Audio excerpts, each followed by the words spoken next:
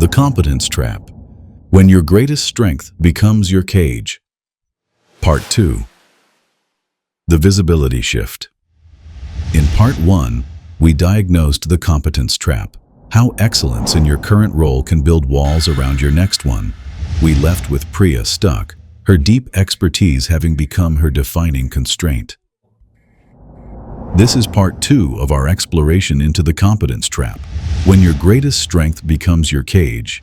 A diagnosis explains the why. These next 3 chapters provide the how, the framework for the visibility shift. Chapter 3. The Escape Framework. How to shift what you're known for. You now see the trap. Here's the breakthrough. There's a proven framework that reverses this pattern completely. In the next few minutes, you'll watch Priya use 3 specific soft skills to transform not just her career, but every relationship in her life. Pay attention, because you'll use this same framework by the end of this video. So Priya learns a framework we call strategic visibility shifting. A systematic approach to changing what people associate with your competence. Here's how she applies the 3 soft skills. First, she conducts a recognition audit. This step requires strategic thinking, the capacity to step outside the daily grind and assess the trajectory of her professional identity from a distance. She asks herself, if someone described what I'm known for, what would they say? Be honest. Her answer, the analysis person. Then she asks, what do I want to be known for? Her answer, strategic thinking and business insight. The gap between those 2 answers is her visibility problem. Strategic thinking is what allows her to see this gap clearly, to recognize that her current reputation is building a future she doesn't want. Step 1 showed Priya the gap. Now comes the hard part, closing it. In the next chapter, you'll see steps 2 through 5 in action and how Priya transforms the same work into evidence of a completely different capability. Chapter 4. The Power of Reframing. How to change the story of your work. With the gap identified, the real work begins. In this chapter, you'll see how Priya uses strategic communication to transform the same old work into proof of her new identity. Watch for the moment everything changes for her. Now, with that clarity, Priya faces a critical choice. She can either accept the story her past work has written for her, or she can start deliberately authoring a new one. She chooses the latter, and it starts with a single, powerful shift. Her first action, to change the conversation about her work before she changes the work itself. Second, she implements contribution reframing. This is where strategic communication comes in, the deliberate skill of crafting how you present your work to signal different levels of value.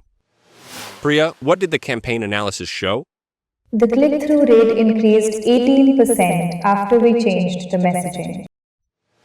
I identified 3 strategic implications from the campaign data. First, the 18% click-through lift reveals that our value proposition resonates significantly more with the 25 to 34 demographic than our current strategy assumes. We should consider reallocating 30% of Q3 budget toward channels where they over-index. Second, the messaging that performed emphasized outcomes over features, which actually contradicts our current brand guidelines. We may need to revisit our messaging framework company-wide. Third, this same pattern appeared in 3 consecutive campaigns, which suggests a systematic market opportunity, not a one-time win. That's really valuable strategic context, Priya. Can you send that analysis in a follow-up to the leadership team? Same work, different framing. Strategic communication is the understanding that content and framing are separate variables, and framing determines what your work signals about your capability. Her analysis now becomes evidence of strategic thinking, not just technical execution. Third, she practices selective unavailability. This step demands organizational intelligence, understanding the unwritten rules of how value and seniority get perceived in group settings. When junior colleagues ask for help with basic analysis, instead of doing it for them, she spends 15 minutes teaching them the framework, then lets them execute. Why? Because organizational intelligence reveals a counterintuitive truth. Your perceived value isn't determined by how much you help, it's determined by the level of problems you solve. Research on social cognition shows that people assess your seniority by problem complexity, not work volume. If you're solving execution problems, you're seen as an executor.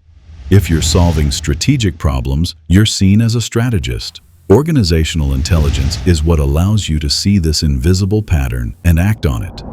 Fourth, she starts visibility seeding, strategically volunteering for work that stretches beyond her current role. When a cross-functional team needs someone to assess market opportunities, she raises her hand. This requires both strategic thinking and organizational intelligence working together. Strategic thinking helps her identify which opportunities will shift her visibility toward her desired recognition. Organizational intelligence tells her why this matters. One high-visibility strategic project does more for your recognition than 100 perfect execution tasks. This is because of availability bias, the psychological principle that people overvalue what they can easily recall. Visible strategic work is memorable. Invisible execution work, no matter how excellent, fades from memory. Fifth, and this was hardest, she practices verbal reframing in meetings. This is strategic communication at the micro level. When discussing her work, instead of saying, "I analyzed the campaign data," she says, "I identified 3 market opportunities in the campaign data that could shift our third quarter strategy." Notice the difference? Same work. One sounds like task completion. The other sounds like strategic insight. Strategic communication is the skill of deliberately choosing language that positions your contributions at the level you want to be perceived, not just the level you're currently operating at. Chapter 5. The Payoff. When your new reputation opens doors. You've seen the 5 steps. Now, get ready for the transformation. In just a few months, these soft skills led to a conversation that changed Priya's career trajectory. And it's a conversation you'll soon know how to have.